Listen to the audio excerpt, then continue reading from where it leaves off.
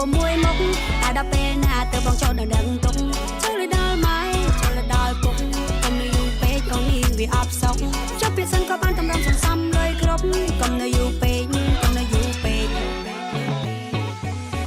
ស្រឡាញ់ដឹងស្រឡាញ់បងហើយកុំលោលេងអូនចាំងហើយមែនជាកូនក្មេងកុំនៅយូរពេកប្រយ័ត្នថាគេឆង់បាត់បងឯងខ្យល់ក៏អមពុកអាសាយអាសាត់តែគេឆង់បាត់បងស្បៃហើយបងតែគេឆង់បាត់បងស្បៃហើយប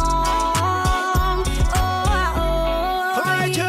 36មុខបងរៀបចំទុំត្រៀមចូលដណ្ដឹងស្រី